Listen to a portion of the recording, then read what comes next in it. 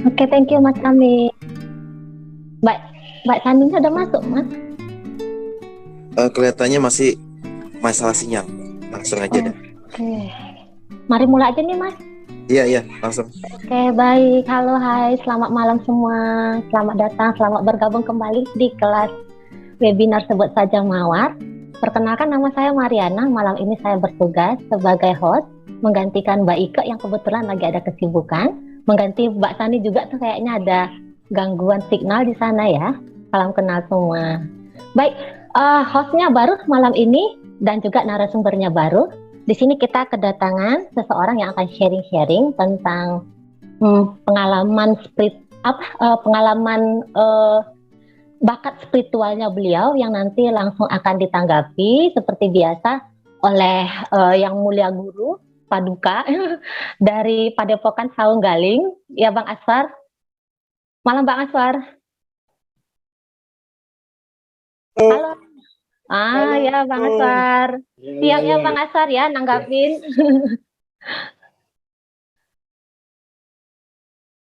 Iya. Oke, kita langsung ke narasumbernya. Udah hadir di sini Bu Sri Hartati. Selamat malam, Bu. Malam, Mbak. Malam, Bu. Udah siap ya, Bu, ya, sharing-sharing? Insya Allah, matur. Oke, iya. Monggo Bang Aswar. Oke. Bismillahirrahmanirrahim ya. Assalamualaikum warahmatullahi wabarakatuh. Malam. Ini salam kenal untuk narasumbernya ini ya. Ini Mang Ibu ya, saya panggil Ibu saja, Ibu Sri Hartati. Ini dari kota mana ya? Saya dari Probolinggo, Bang. Oh, dari Probolinggo, alhamdulillah ya. Ya, tetanggaan. Tetangganya Pak Rudi. Ya. Oke. Jadi ini topiknya kan apa ya? Soal pengalaman supranatural ya. Saya sendiri itu apa ya? Ya teman saya banyak dukun gitu. Ya jadi tapi saya sendiri sebenarnya tidak terlalu mengerti konteks supranatural di masyarakat itu apa gitu ya. Saya kurang begitu mudeng maksudnya apa supranatural itu gitu. Mungkin kalau ada apa ya cerita konsep tentang itu, saya juga pingin apa?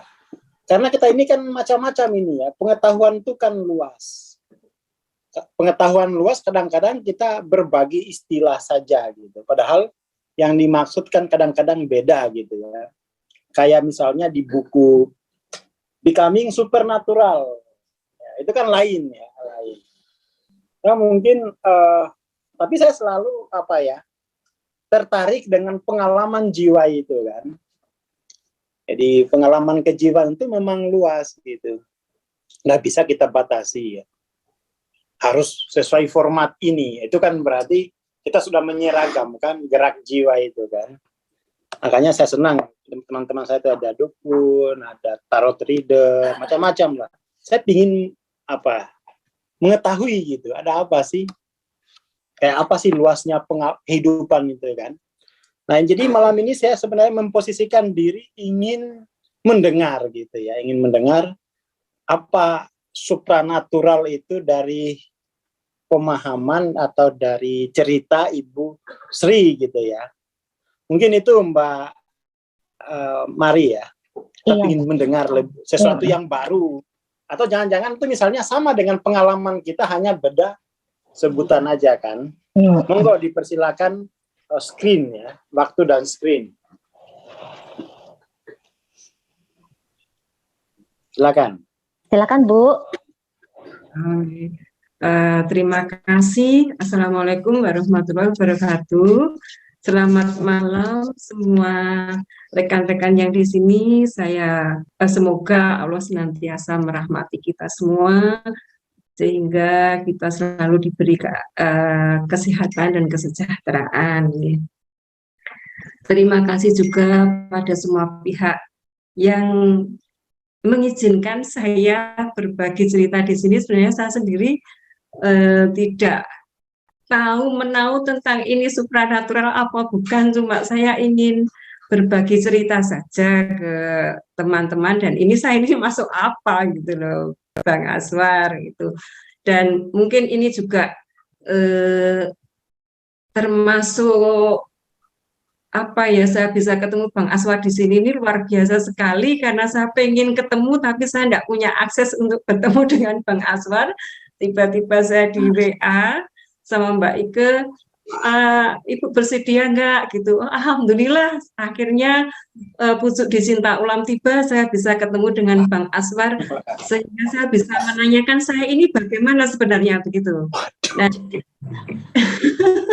saya ini bisa nyasar sampai ke sini nih sebenarnya ceritanya panjang. Aswar, awalnya saya 2 bulan yang lalu suami saya meninggal dan saya terpuruk sekali. Bangun pagi sudah nangis-nangis gitu. Tetapi saya tidak mau terperangkap dalam kondisi seperti itu karena hidup must go on. Sementara kejiwaan saya hidup terasa sudah habis gitu. Begitu suami saya meninggal, akhirnya saya bertemu dengan komunitas ngopi bareng yang diselenggarakan oleh teman-teman dari YKAD ya. Di sana saya merasakan mendapatkan teman yang bisa memahami saya.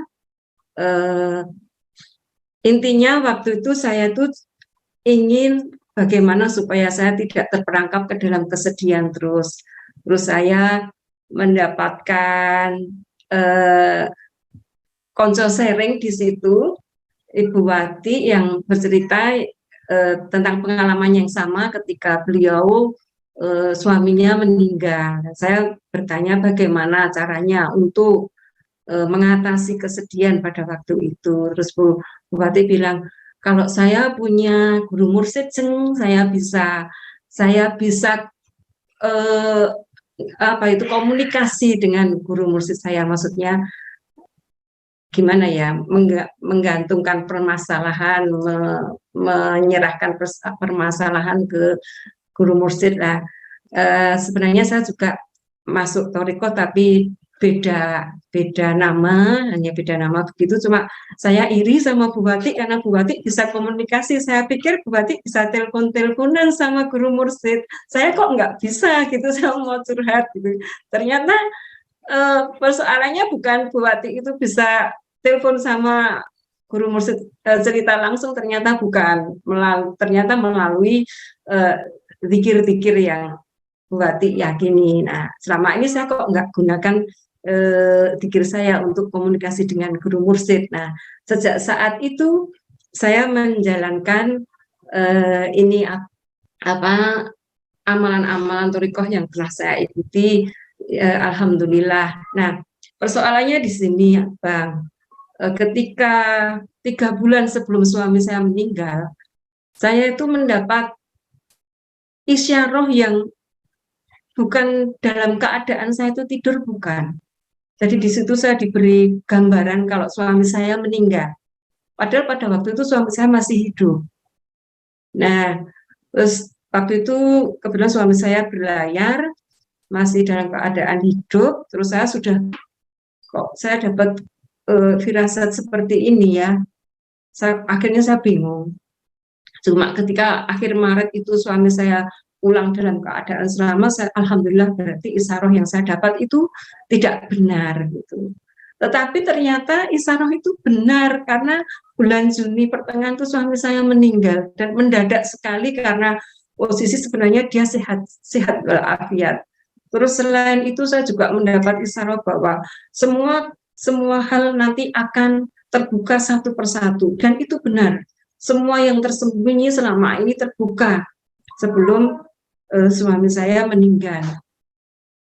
Itu yang bikin saya shock. Sampai bulan Maret sebelum suami saya meninggal itu sempat saya telepon ke adik ipar saya, "Adik, nanti seandainya isyarah ini saya benar-benar suami saya meninggal, saya minta tolong, artinya mesti pemakaman ada di Klaten karena suami saya aslinya Klaten. mesti yang kepotokan jenengan saya kan di Probolinggo, nggak mungkin dimakamkan di Probolinggo karena saya sendiri asli Jogja, asli Solo. Bang Aswar, jadi suatu saat saya pasti pensiun pulang begitu. Akhirnya ternyata kok bulan Juni meninggal beneran. Jadi saya minta ke adik ipar pada waktu itu bulan Maret, seandainya kakakmu ini meninggal, saya minta tolong pastinya yang kerepotan jenengan.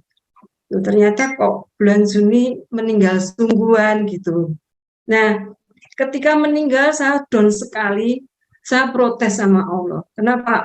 Ya Allah, kenapa saya diperlakukan seperti ini? Nah, di dalam diri saya ini seperti ada dualisme, Bang Aswar. Saya dan sebelah saya ini sering ngamuk-ngamuk ke saya. Artinya gini, ketika saya bilang, ya Allah, kenapa suami saya meninggal? Saya ini masih butuh dia, dan usianya masih muda dan lain sebagainya, yang artinya saya tidak menerima gitu. Terus yang suara yang di sini muncul, Bang, gini, dia itu seperti seolah-olah seperti Allah gitu ya. Saya itu yang percaya nggak percaya. Dia bilang begini, saya sudah menciptakan takdir manusia itu sebaik-baik mungkin. Kalau suamimu pada saat ini meninggal, ya itu paling baik untuk dirinya. Kamu dalam keadaan seperti ini, kamu harus pasrah, menerima, sabar, sudah saya beritahu sebelumnya, dan ini yang terbaik buat kamu. Seperti itu, Bang Aswar. Jadi setiap kali saya mengeluh tentang keadaan saya, pasti di sini saya dijawab. Gitu. Terus selain saya bersedih karena kehilangan suami, juga secara finansial akhirnya saya mengalami banyak masalah.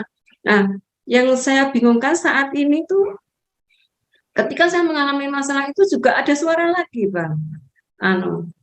Kamu diam saja, sabar menghadapi masalah ini. Nanti akhir tahun akan ada anak kecil yang membantu kamu untuk menyelesaikan masalah ini.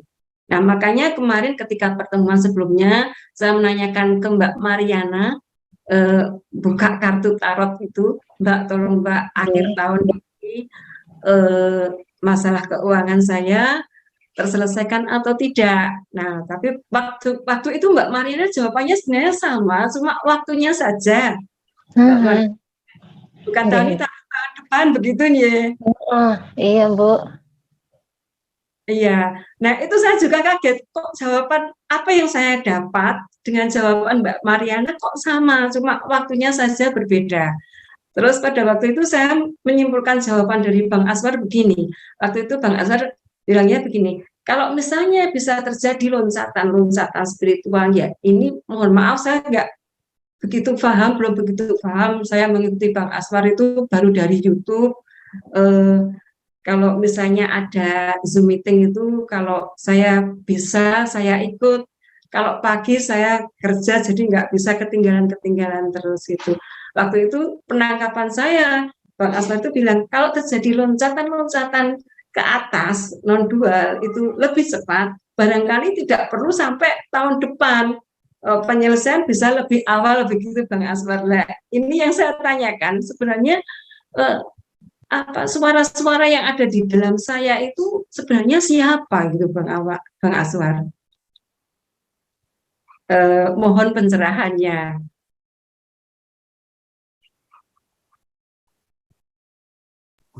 Oke, itu aja ya. Nggih. Untuk sementara ini dulu nggih. Oke. Oke ya, bismillahirrahmanirrahim. Assalamualaikum warahmatullahi wabarakatuh. Tadi udah ya? Yes. Jadi ini apa namanya? Mungkin saya perlu ini ya, memperjelas posisi apa yang saya wakili kan gitu ya. Jadi kita itu kan grup spiritual gitu ya.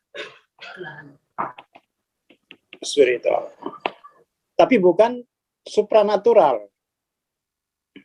Spiritual itu terkait dengan makna diri gitu ya, terkait dengan meaning. Ini saya kasih contoh. Maksudnya gimana? Jadi kita grup grup spiritualnya itu tidak terkait dengan kekuatan-kekuatan supranatural gitu kan. Meskipun tuh ya apa namanya pernah ngelihat itu gitu di pondokan gitu, tapi saya mengkhususkan diri pada kajian spiritualitas dalam konteks itu meaning atau makna. Makna. Contoh yang paling sederhana tentang makna. Jadi di dalam peta kesadaran itu setidak-tidaknya makna diri itu ada 3 atau 4 lah ya. Jadi ini saya coba menerangkan posisi ya. Posisi yang kita wakili selama ini, aliran spiritualnya nggak apa-apa lah disebut gitu ya. Dan kemudian tuh kita bisa melihat dari sisi ini gitu ya.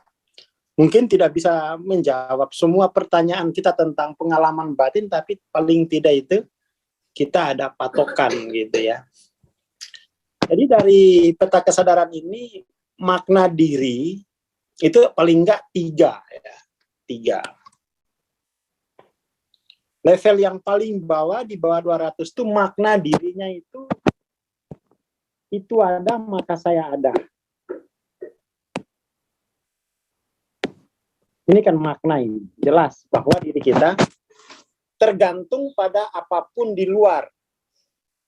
Jadi tergantung pada dunia eksternal. Itu level spiritual yang paling bawah. Yang di eksternal itu entah itu jabatan, ya harta, tahta dan kuota lah katanya itu.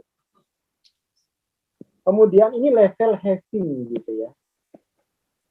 Having, jadi level perolehan. Kemudian ada level yang kedua itu level tengah ini. Ini levelnya itu bukan itu ada maka saya ada, tapi lebih kepada level doing. Apa yang saya kerjakan itu menunjukkan eksistensiku. Apa yang saya lakukan, levelnya level doing gitu ya. Yang paling atas itu level 400, itu level being gitu. Level being ya. Nggak tahu ini apakah istilahnya ini terlalu tinggi, tapi memang ya seperti ini dari apa ya jadi kita kategorikan dulu, lalu kemudian dari kategori ini itu kita bisa menunjuk sendiri, oh, kayaknya aku di sini, kayaknya di sini, kayaknya di sini, silakan gitu ya. Jadi kita spiritualnya itu pada konteks 3 ini saja gitu. Jadi posisi diriku itu ada di mana? Di level yang paling dasar, tengah, atau yang atas gitu ya. Nah, saya tidak bisa tidak bisa memberi penjelasan misalnya tentang ada 2 diri yang tadi itu saling sahut menyahut gitu kan. Karena memang ya itu tidak termasuk dalam kategori ini gitu. Tadi saya tidak bisa nilai gitu ya. Tidak bisa nilai. Nanti kalau saya nilai, nanti jatuhnya ke 30 itu. Ada proyeksi diri yang lain gitu kan. Tapi tidak masuk ke sana lah ya. Kita kan tidak bisa langsung begitu gitu. Jadi mungkin kalau disuruh menjelaskan tentang kesedihan ya bisa gitu ya. Apa ketika kita sedih sebenarnya pada level kesadaran apa yang terjadi pada jiwa kita? Kalau itu bisa tuh.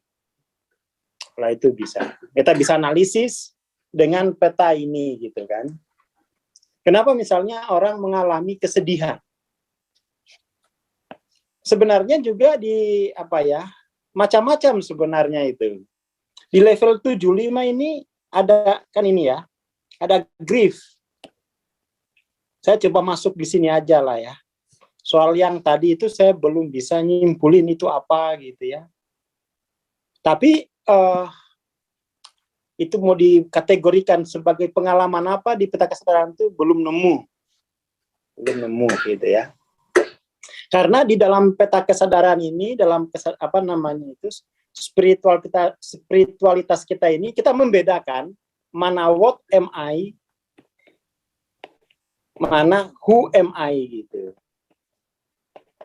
Kalau what am I itu apa yang diwakili oleh diri saya. Kalau who, siapa saya. Ya kan? Siapa diri saya. Tapi ini bab khusus. Ya, bab khusus dalam pengertian itu memang ya istilah kita sudah tertib menggunakan dua hal ini gitu. Jadi kalau ada ada keterangan ya itu mesti harus menggunakan dua perangkat ini untuk menilainya. Kan?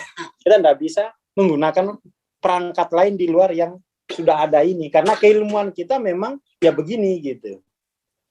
Keilmuan kita membedakan mana what am I, mana who am I. Dan itu saya kira kuliah tentang what am I, tentang who am I itu sudah banyak di YouTube gitu ya. Jadi itu untuk memberikan penilaian tuh mesti penilaiannya berbasis keilmuan kan. Keilmuan. Dalam peta kesadaran itu setidak-tidaknya kita bisa mengetahui dua hal gitu, tentang perilaku dan tentang what atau who am I gitu ya. Kayak tadi itu ada maka saya ada itu kan what am I itu. Level doing itu what am I. Level being itu soal what am I. Kalau yang who, saya adalah guru, saya adalah dosen, itu who. Saya adalah jomblo, itu who tuh. Ya gitu aja biar tuntas. Saya adalah apalagi laki-laki itu who. Iya kan, saya adalah anak itu who. Tapi kalau having, doing, being itu what, kategori what gitu ya. Jadi ini belum bisa kita mesti cocok-cocokkan dulu ilmu gitu kan. Nah, tadi pertanyaannya kan sebenarnya siapa diriku ini? Ya itu berarti who, tapi dalam konteks tadi itu ada diri yang bersuara bersuara katakan spiritual gitu kan. Ada diri yang bersuara sosial gitu kan. Mungkin yang perlu diperhatikan mungkin pengkategoriannya gitu. Yang perlu diperhatikan tuh kategorialnya. Ya kan? Kapan sebagai what, kapan sebagai who. Ya kalau sebagai who misalnya jiwa kita nelongso misalnya karena ditinggal suami. Itu who itu. Itu yang nelongso berarti istri yang kehilangan suaminya. Tapi bukan what itu. Ya, jadi itu perlu dibedakan kategori semacam itu dan itu memang harus rapi gitu. Kalau belum ada kategori ya bingung. Oke itu ya untuk pengantar tentang bedanya what sama who. Nah, mari kita lihat tentang kesedihan gitu ya, grief. Jadi itu kalau dalam peta kesadaran itu 75 itu ada namanya grief. Grief ini kan kehilangan ya. Ada namanya kesedihan, ini dua hal yang beda. Ada namanya murung. Kemurungan juga ada gitu. Kalau grief itu bedanya grief sama kesedihan ya. Misalnya gini. Kalau grief itu jelas dia, orang kehilangan. Tapi ini kehilangan dunia. Kehilangan dunia. Kalau kesedihan itu, dunia dengan dirinya itu berjarak, keterpisahan. Jadi kehilangan dunia ini keterpisahan ya. Keterpisahan dengan dunia. Ini menghasilkan kesedihan. Kalau yang kehilangan dunia itu menghasilkan kedukaan ya, duka mendalam, grief. Saya kasih contoh tentang kesedihan dulu deh yang ringan. Misalnya ada orang yang bercita-cita ingin masuk polisi. Cukurnya udah cukuran polisi, ya, dan semuanya sampai sempaknya udah merek polisi gitu. Itu namanya udah tergila-gila dengan dunia kepolisian. Pas tes tidak lulus, itu dia mengalami kesedihan tuh. Karena dirinya berjarak dengan dunia yang diidam-idamkan. Itu kesedihan. Tapi kalau misalnya ada orang yang suaminya meninggal dunia, itu bukan sedih, itu grief dia. Kenapa? Karena itu sudah punya dunia kan, sudah menjadi dunia. Kesuamian itu menjadi dunia. Dia sudah pernah di situ, tiba-tiba hilang, hancur dunia itu. Itu namanya grief ya. Kalau yang ini sadness gitu, kesedihan. Dia berjarak jauh dengan dunia yang diidam-idamkan. Ya, sadness. Kalau grief itu memang kehilangan, hancur.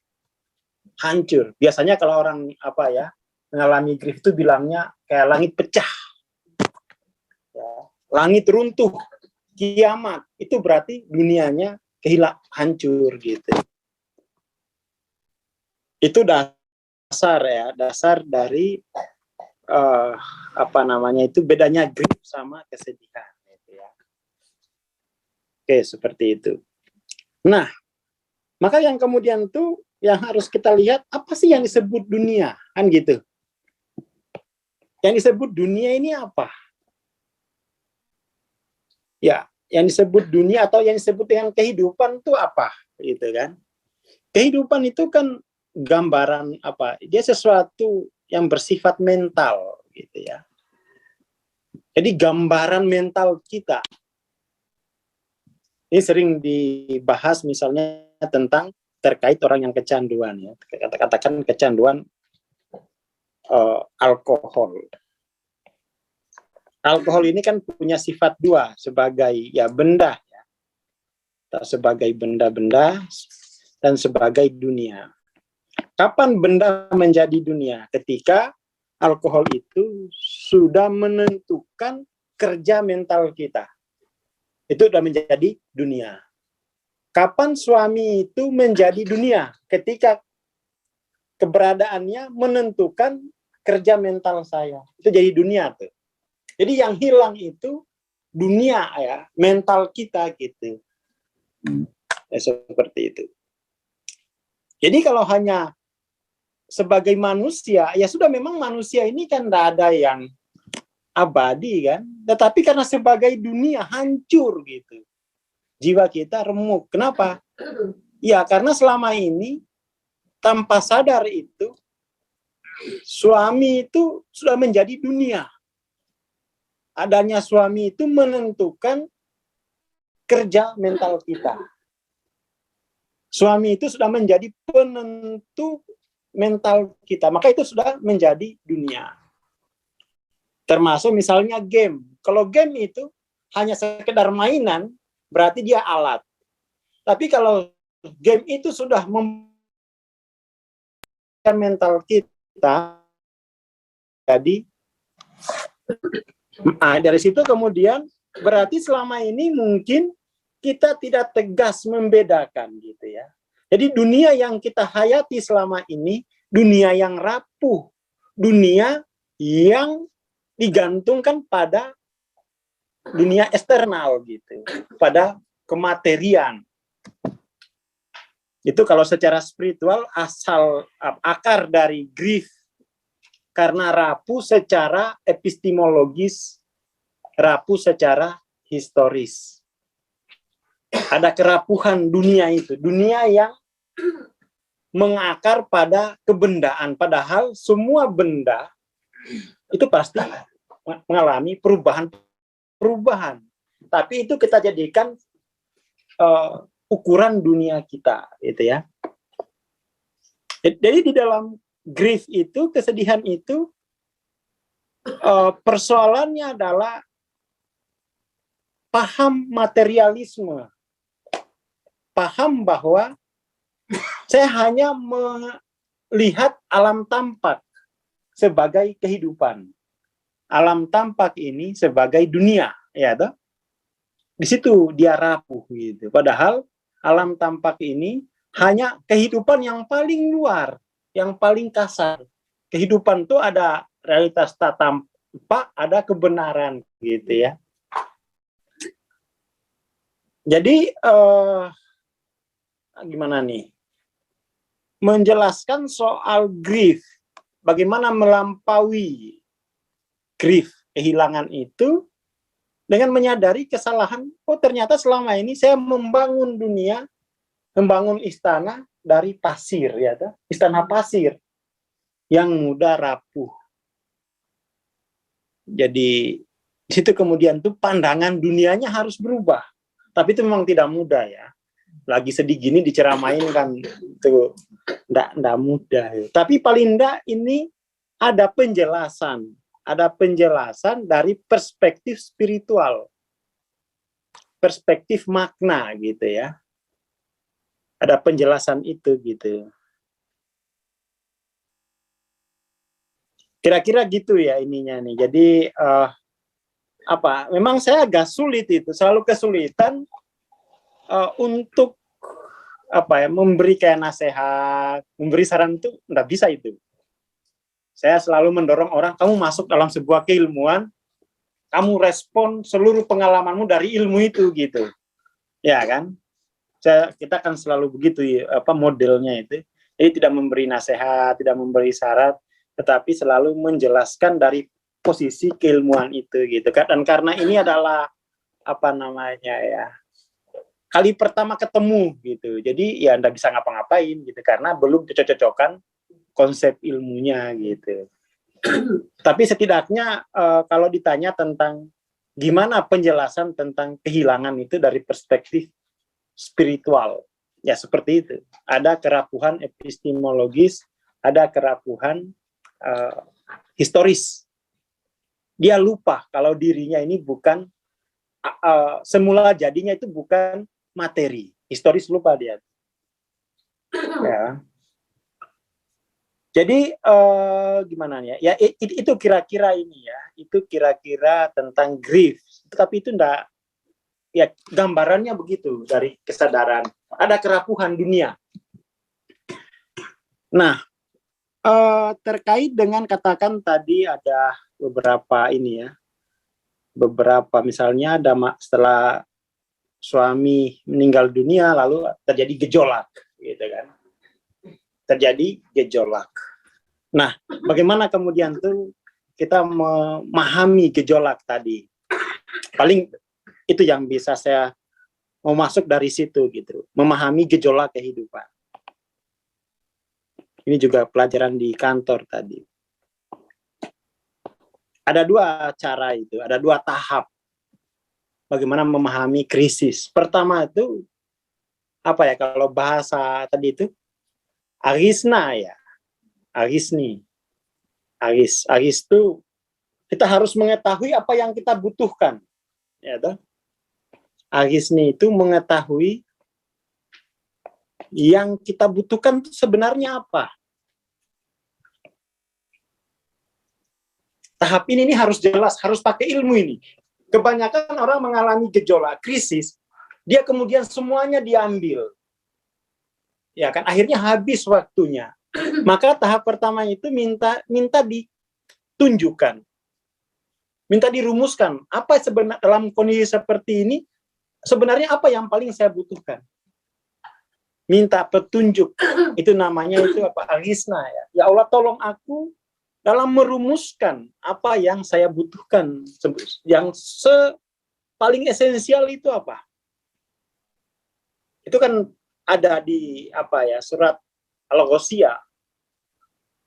Ketika orang terjebak dalam peristiwa yang kacau balau, itu kebanyakan orang itu kemudian mengambil apapun yang dikira bisa menolong, dikira yang dibutuhkan. Ternyata itu enggak. Maka penting untuk mengambil langkah, mengetahui apa sesungguhnya yang saya butuhkan. Nah, di tahap satu ini harus ilmu ini yang berbeda. Enggak boleh orang per orang. dia harus diketahui dari posisi keilmuan tertentu. Itu satu. Jadi kita tidak bisa menyandarkan itu dari pengalaman orang. Jangan-jangan tuh belum kemana-mana juga pengalaman itu. Makanya kemudian tuh ini harus yang berilmu. Ya kan? Mengetahui apa yang kita butuhkan. Baru nanti setelah mengetahui yang dibutuhkan, baru menyediakan yang dibutuhkan itu. Ini kalau bahasa agamanya itu apa? Maun ya, al-maun. Jadi al-ghisni sama al-maun, maunah ya. Maunah itu menyediakan yang dibutuhkan gitu. Nah, untuk Bu Sri ya saya hanya memberi dua inilah ya. Jadi mari Bu Sri ketahui sebenarnya yang dibutuhkan jiwanya itu apa. Dan itu harus berbicara dari posisi keilmuan. Nggak bisa hanya sekedar nasihat gitu. Nggak. Jadi Bu Sri harus mengambil sebuah posisi keilmuan. Itu penting. Dari situlah kemudian Bu Sri bisa bergerak untuk menyediakan apa yang dibutuhkan itu. Saya kira itu Mbak Mari dari saya ya. Panduannya itu ya seperti itu. Terima kasih. Assalamualaikum warahmatullahi wabarakatuh. Waalaikumsalam. Terima kasih Bang Aswar. Gimana Bu? Gimana tanggapannya Bu Sri?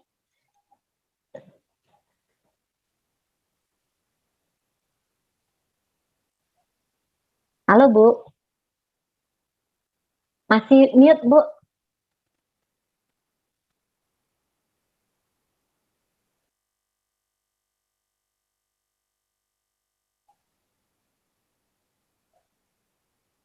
Mas Jamin, tolong dibantu Mas. Bu Sri bisa dibuka mic-nya yang di kiri bawah, ditekan dulu supaya bisa terdengar suaranya. Cuma buka videonya aja. Halo Ibu Sri Hartati.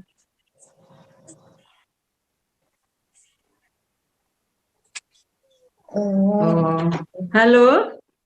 Iya, iya. Terima kasih Bang Aswar atas tanggapannya. Yang tadi saya terima itu saya harus untuk yang masalah apa finansial misalnya saya harus mengetahui kebutuhan saya apa gitu. Yang saya bingungkan di sini begini Bang Aswar.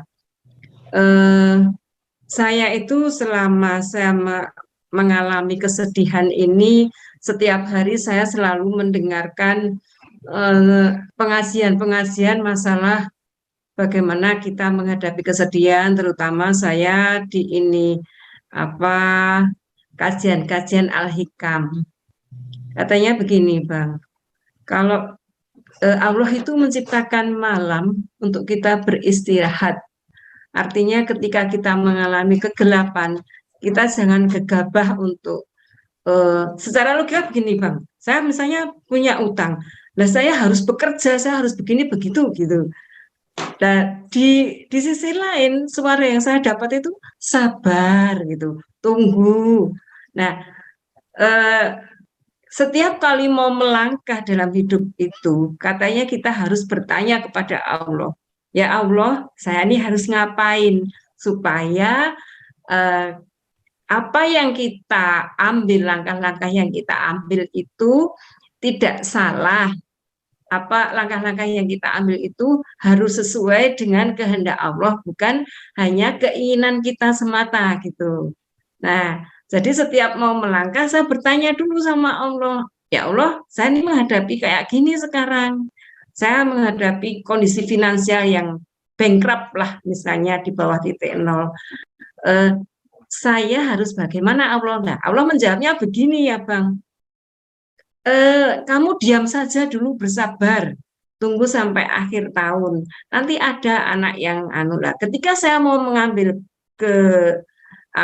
mau mengambil sikap, misalnya saya gali lubang, tutup lubang, saya takut itu nanti salah gitu loh. Ketika saya mau mengambil langkah, oke, saya menjual aset, saya takut salah karena saya ada apa ya sebenarnya di akhir tahun. Makanya kemarin saya tanya ke Mbak Mariana itu cuma saya ingin mencocokkan, benar nggak pesan-pesan yang saya dapat itu. Itu begitu, Abang. Terima kasih. Oke, gitu ya. Jadi apa itu ya? Coba mungkin gini deh. Gimana ini menjawabnya itu ya? Kalau kita itu di komunitas ya, cenderung jadi ada level spiritual gitu ya. Jadi wilayah, oh ini saya punya gambar deh. Nah, ntar kalau nggak ada gambar tuh saya bingung menjelaskannya gitu ya. Saya punya gambar. Nah, ini dia. Jadi kan yang masalah kan katakan di finansial ya, di sosial ini kan masalahnya. Itu kemudian jangan sampai kita versuskan langkah-langkah sosial dengan transformasi personal gitu. Jadi transformasi personal itu sesuatu yang dia dipahami harus kayak sabar itu kan transformasi personal. Tapi itu bukan hal yang bisa diterapkan di sosial gitu. Itu kan wilayah kebatinan, wilayah sosial itu ya kita mesti melakukan langkah-langkah sosial itu gitu ya. Makanya kemudian ini sebenarnya itu kalau menurut saya sih ya, terkait dengan suara-suara itu, karena begini, setiap dimensi ini itu mengalami sifat Tuhan yang bermacam-macam, berbeda-beda gitu. Ada level God view. Jadi bagi di dimensi 3, dia akan mengetahui sifat Tuhan itu berbeda dengan yang ada di dimensi 4. Jadi misalnya saya nih, katakan dari dimensi 3. Terus kemudian Mbak Sani dimensi 7. Itu pengalaman ketuhanannya itu pengalaman yang subjektif.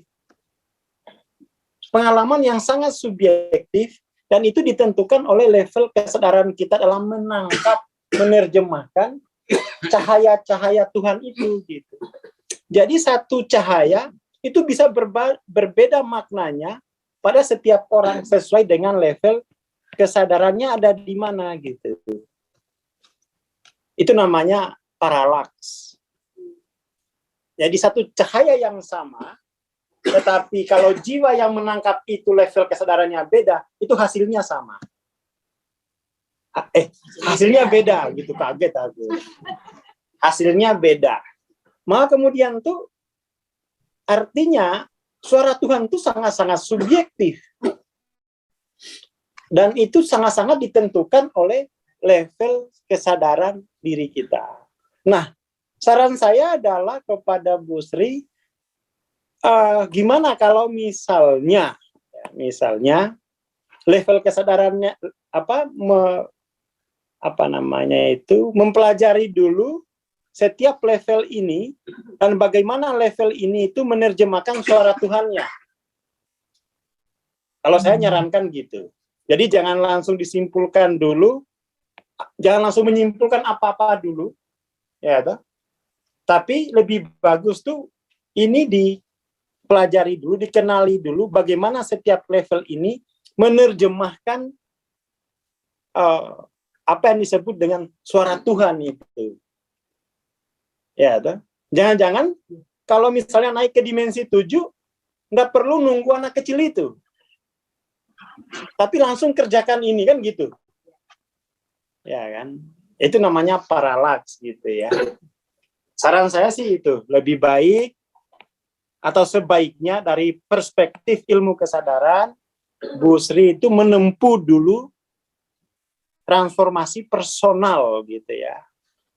Nah, yang akan dipelajari bagaimana setiap level ini memahami suara Tuhannya secara subjektif. Nah, itu yang paling penting. Lalu kemudian, misalnya, kalau ada suara itu, Bu Sri bisa menentukan, oh Allah ini suara dari dimensi 4. Ya kan, oh Allah ini suara dari dimensi 5. Ya silakan gitu. Silakan. Oh ini suara dimensi 3 gitu. Silakan gitu. Jadi setidak-tidaknya Bu Sri bisa punya pilihan. Dan suara Tuhan itu tidak tunggal. Dalam pengertian itu kan kesadaran radikal subjektif, tergantung level kesadaran masing-masing. Kalau orang lagi tertimpa musibah dimensi 3, ya Tuhan tuh ya kayaknya kurang ajar banget gitu ya. Ya seperti. Jadi itu yang mau saya katakan bahwa suara Tuhan itu berbeda pada setiap level kesadaran gitu. Seperti itu. Jadi sarannya adalah coba didekati dulu dengan ini gitu. Tapi ini salah satu alternatif gitu ya. Mungkin didekati dengan yang lain ya silakan saja itu. Lagi-lagi kita memang tidak mensugestikan bahwa ini adalah kecap nomor 1. Tapi jelas ini kecap. Gitu ya. Soal nomornya itu kan kita tidak tahu ya. Tapi ini kecap ini. Ilmu maksudnya gitu ya. Ini ilmu. Itu aja mungkin Mbak Mari. Oke Bang. Ya kayak gitu ya Bu ya. Kalau menurut Mari juga ini yang Abang bilang tuh benar. Maksudnya gini, dulu Mari juga seperti Ibu karena proses kehilangan gitu ya Bu ya. Nah, kemudian jadi seperti sekarang ini. Nah, namun waktu itu Mari belum ada panduan nih seperti yang Abang bagi ke kita malam ini Bu. Nah, jadi memang Mari akhirnya jalan sendiri, nggak paham, nah kayak gitu kan. Nah, memang ada terjadi lonjakan sebentar, nah tetapi karena nggak punya ilmu seperti yang Abang jelaskan barusan, dia cepet juga nanti ini turun gitu Bu. Nanti Ibu jadi kayak out-outan juga nanti mendengarkan suara-suara itu gitu loh Bu. Karena nanti suara-suara itu kayak yang mengganggu sekali nanti itu Bu. Nanti dia, tapi berdasarkan pengalaman Mari ya Bu ya. Nanti dia itu kayak yang, jadi tadi kata Ibu ini suara Tuhan gitu. Nah Mari juga kadang-kadang bingung apakah ini memang suara Tuhan atau suara siapa gitu. Karena nanti dia tuh nggak hanya membisikkan yang baik aja gitu. Nanti dia akan datang juga membisikkan yang aneh gitu loh Bu. Yang aneh-aneh gitu. Nah, jadi tadi kata Abang ini didengarkan dari dimensi 3 kah, dimensi berapakah kayak gitu. Gitu Bu.